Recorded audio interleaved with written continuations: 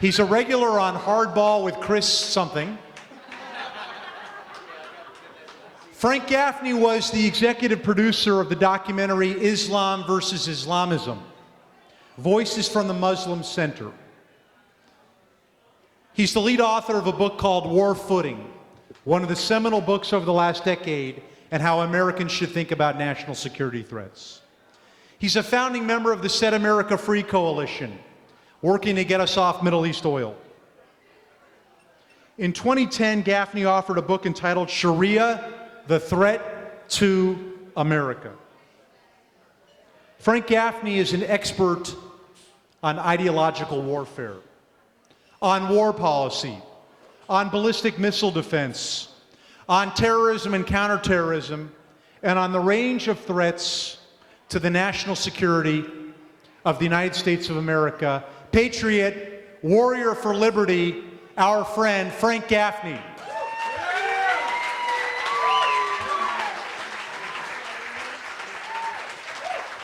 Thank you. Thank you. Great send-up. I want to just say that my experience with Los Angeles, and specifically this community, is kind of limited. I remember a few years back, this is going to really date me, I got a call from the booker for a program that a guy by the name of Dennis Miller used to do on HBO. Remember that?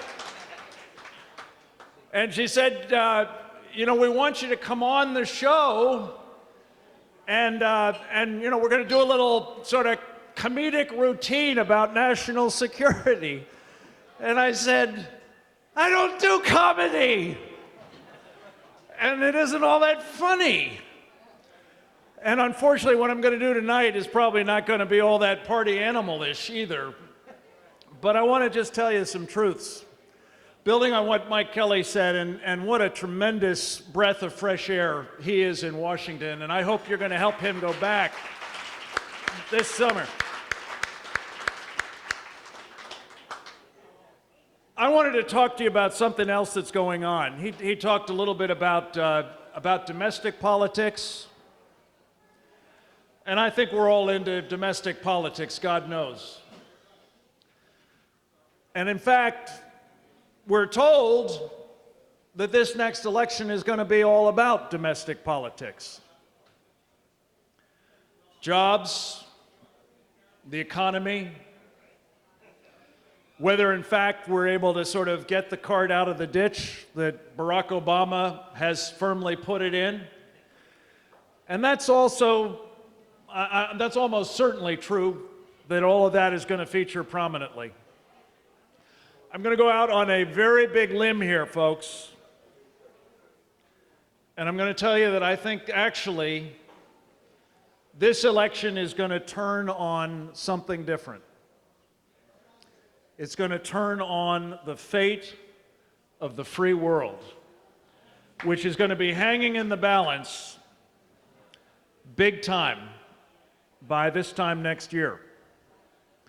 I hope I'm wrong about this. I mean, I really do hope I'm wrong about this, but I have to tell you, I think we are at the cusp of the next horrific war, most immediately for the survival of the state of Israel, and probably for an awful lot of other things that we care about. Larry Greenfield is one of those people who has been working tirelessly for many years to help people in this community and many others understand how much is at stake for us if we allow Israel to be destroyed or even endangered. And I pray that we'll recognize that in the days ahead, because it's coming. And in part, it's coming because of Barack Obama and what he has been doing to signal to our enemies and Israel not only a lack of resolve, but an impotence. Daylight between ourselves and our friends in Israel, that unfortunately the people who have wanted to destroy it for years and who would like to do the same to us interpret as an invitation to aggression. And at the same time, as you probably have noticed, we're looking at a region that is now increasingly in the hands of people who embrace something they call Sharia. And Larry was kind enough to mention a book we've done on the subject. I think we have copies of it here for you. The problem is that those guys, whether they're the Iranian strain of it or the Sunni strain of it, have one thing in common, and that is they believe it is God's will that we will be forced to submit to that program of Sharia. And so they see Israel as kind of a, I don't know, speed bump on the way to getting to the rest of us. And the last thing you want to do is to be signaling to them that they're right, that what you're actually now prepared to do is to submit. Whether it's to submit by refusing to see the danger they represent, whether it's even to refuse to talk about the danger that they represent, or whether it's to refuse to do something about it. And what I really just wanted to share with you in these precious few minutes is how we are right now making decisions, as the congressman has said, that aren't just going to shape our kids and our grandkids' future, they're going to shape our future. We're making decisions right now in Washington specifically that will determine whether every bad guy on the planet thinks it's their time. Whether it's the Sharia guys, who I'm particularly concerned about, or the Chinese, or the Russians, or Hugo Chavez, or any number of others who at this moment are reading us as weak, as irresolute, and as basically pulling back from our interests and our responsibilities.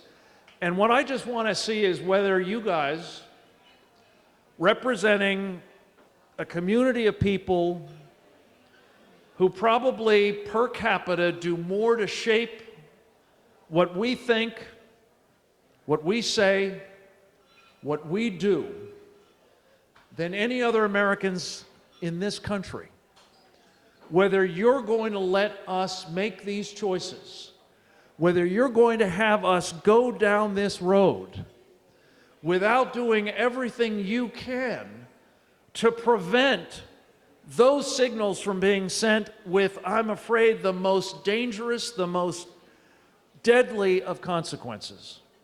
And if you are not prepared to let that happen, if you want to know what you can do, let me give you a couple of ideas.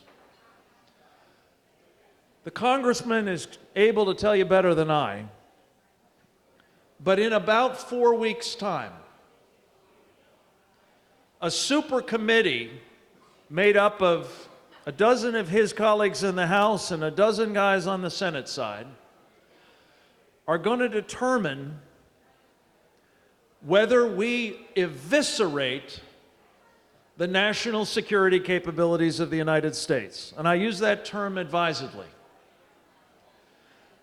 As you probably know, or maybe you don't, because you surely wouldn't have heard about it in the press, we've already arranged to take almost $500 billion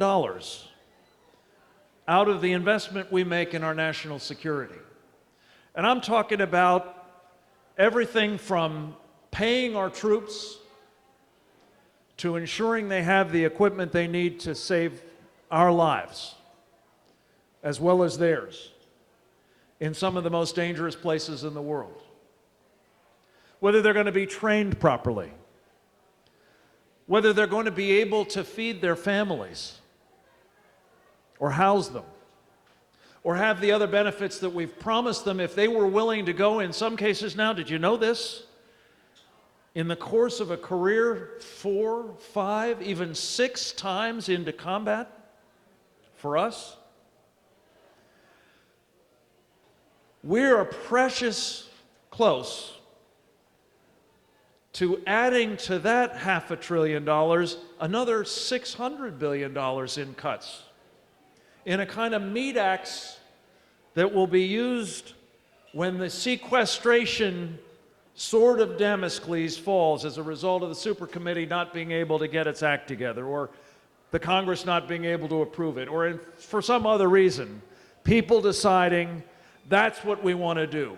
We want to make the defense capabilities of this country the bill payer for the wasteful spending we've been doing, for the bloated entitlements, for the other reckless actions of our government. And if you don't think that's a wise idea, if you don't think that you want to risk your life, or maybe your children's lives, or your grandchildren's lives on that bet, then I'd like to see you after this, because we need your help making sure the American people know that's exactly what's in store.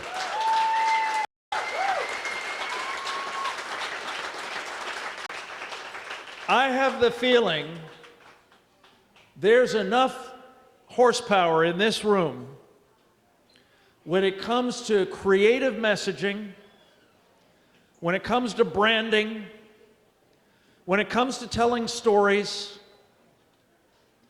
to make all the difference in this fight, which is going to be resolved in the next 4, or maybe, if we're lucky, 8 weeks.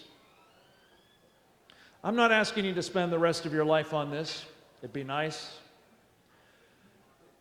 I'm not asking you to behave as though everything you actually care about, that brings you here tonight, that has you talking and working and trying to do things with each other for the rest of your life. I'm asking you to give me the next 8 weeks to help tell this particular story, to help engage the American people in what may determine whether the war I see coming actually makes it here, I mean here, or any place else in the world. Whether it's this Sharia business, which I believe is an unbelievably toxic threat, or whether it's, the Chinese imperialists, or whether it's just some grab bag thing like an Iranian plot to go blow up parts of Washington. I'm asking you to get involved in trying to prevent that from happening to us and a lot of other people that we care about. And here's the proposition. If together we could figure out a way to offset the story that is now basically with us everywhere you turn, that we got this terrible fiscal problem, and we do. And we got a deficit that's out of control, and we do. And we've got an administration that's putting the damn ox in the ditch, and we do. And help us broaden the lens here so that we all understand that it's a bigger problem than that. The stakes are infinitely higher. And for those of you who in particular come to this, as I know a number of you do, from that Tea Party perspective,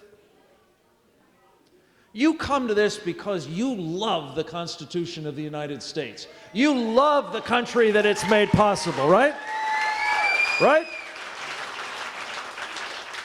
Well, guess what? The people I'm talking about don't love the Constitution of the United States. They don't love the government that it makes possible. They don't like our way of life. They don't much like us. And so what I'm asking you to do is to go forth from here, whether it's in connection with the Tea Party movement, which I think is the best thing to have come along in my memory,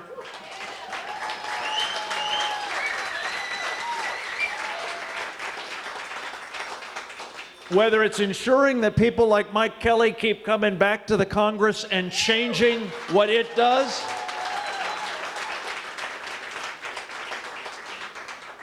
whether it's ensuring, as he said, that the Senate of the United States comes back into the hands of people who have the same principles and values that we do,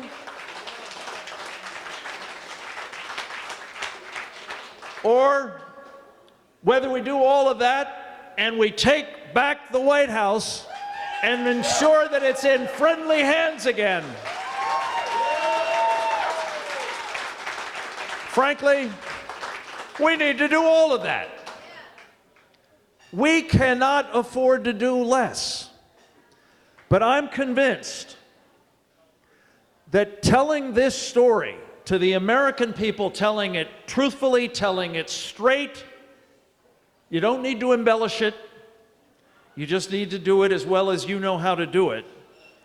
To tell them that this country is in peril, its constitution, its form of government, its way of life, its very liberty is on the line, and it isn't just from red ink.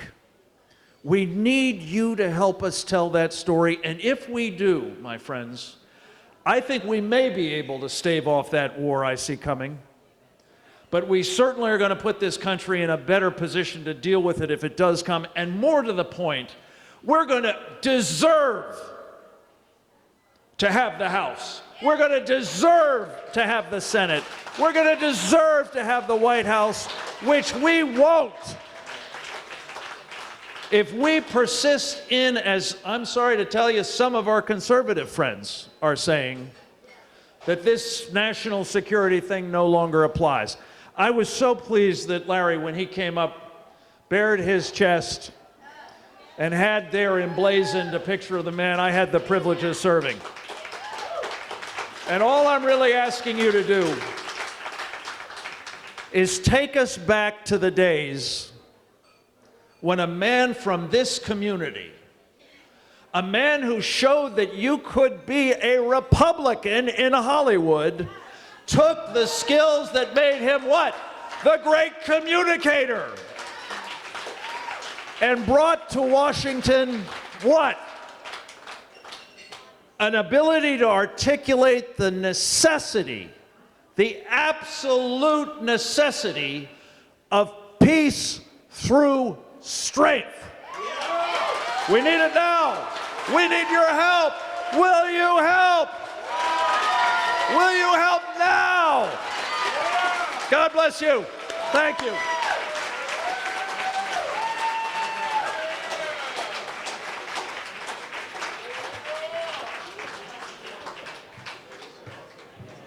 You know, they always say never follow a better act. Last 2.5 years, what have we done? President Obama says he's going to run against the do-nothing Congress. I only wish for the first 2 years of his administration we had had a do-nothing Congress. In fact, we've had an do-nothing but the wrong thing Congress for the last 2 years. Stimulus, the first one, passed with how many Republican votes? None. Obamacare, passed with how many Republican votes? None. Yet this is a do-nothing Congress. The problem is they had a supermajority in the House, a supermajority in the Senate, and there were no Republicans to stop them from doing the nothing that they did. My dad passed away this year. My father was 2 months short of his 96th birthday. My father was a Republican. And my father and my mom, who was a Democrat, used to argue over the kitchen table about politics, about taxes, about spending. And when I was young, I sided with my mom. The older I got, the more sense my dad made. And my father had a very simple philosophy. He believed that hard work wins. You get out of life what you put into it. Before you blame somebody else, look in the mirror and ask yourself whether or not there's anything that I could have done to have improved the situation. And my father also said, no matter how hard you work, no matter how good you are, sometimes things will go wrong. And when those things go wrong, that's when I will know whether or not your mother and I raised a man. He was a great man. And my father believed that the Democratic Party was a party that says, here's something for nothing. And my father always believed when you got something for nothing, you ended up usually getting nothing for something.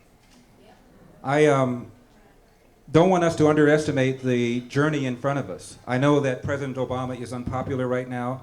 His numbers are in the low 40s. We have 9.1% unemployment.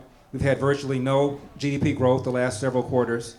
Normally you would think that anybody who has numbers like that would not very likely get reelected. But understand what we're up against. We're up against I call it a mainstream media, that's good for 8 to 10 points. Trust me, the economy starts getting a little bit better, and I believe that it will, not because of what Obama has done, but despite what Obama has done. He's going to take credit. So a year from now, we're going to look at unemployment probably a little bit better, GDP growth probably a little bit better, and because of that, the mainstream media will probably be interviewing stonecutters to put Obama's face in Mount Rushmore. Understand that's what we're up against. We're up against academia, we're up against Hollywood, we're up against the mainstream media, and we're up against a tremendous, tremendous assault on the values of this country. The values of hard work, of thrift, of personal responsibility, of limited government. These values are under assault by President Obama and by his left-wing party. Not because he's a bad guy, because he's a wrong-headed guy. Thank you.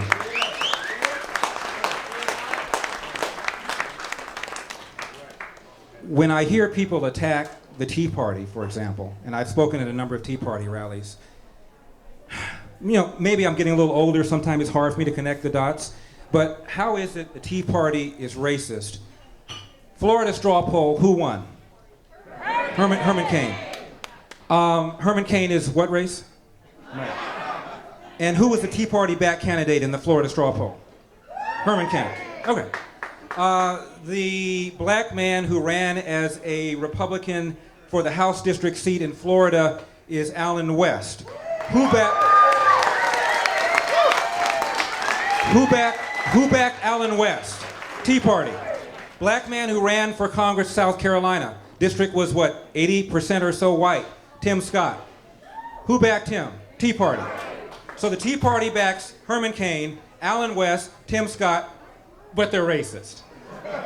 The Tea Party will do anything necessary to get a black man out of office so that he can be replaced by a black man.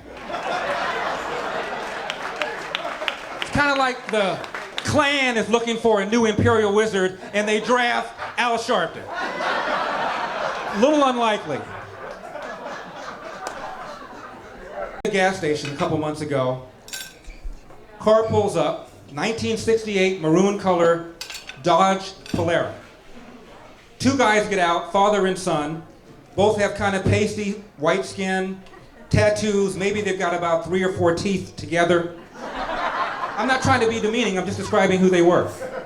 They get $5 of regular, and they drive off, and I'm standing there.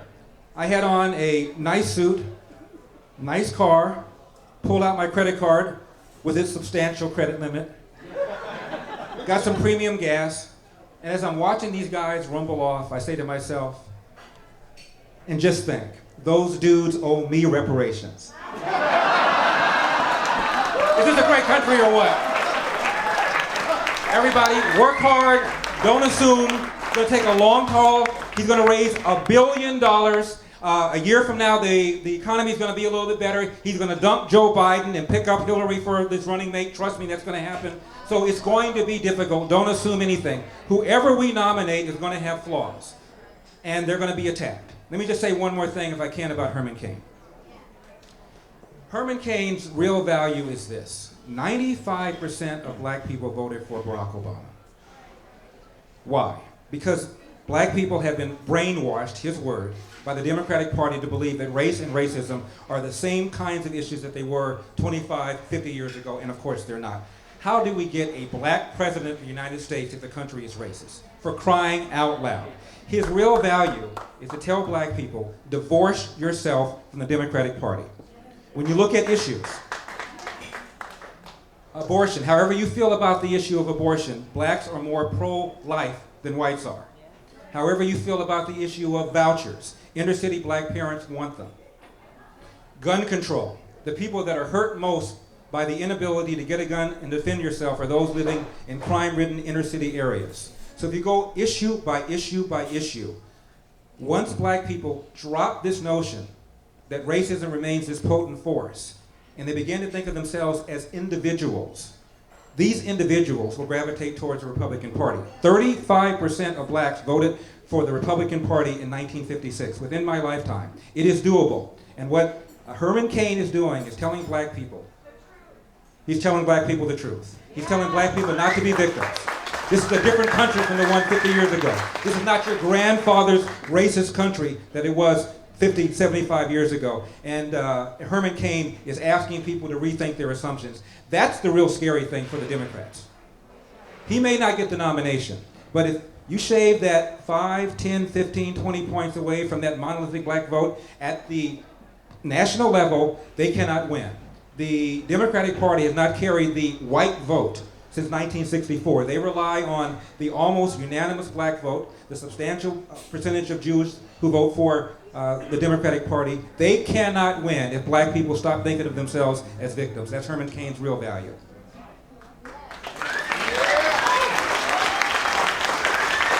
So everybody have a great time.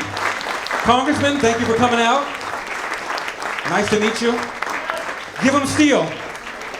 God bless you all for having me, and God bless the United States of America.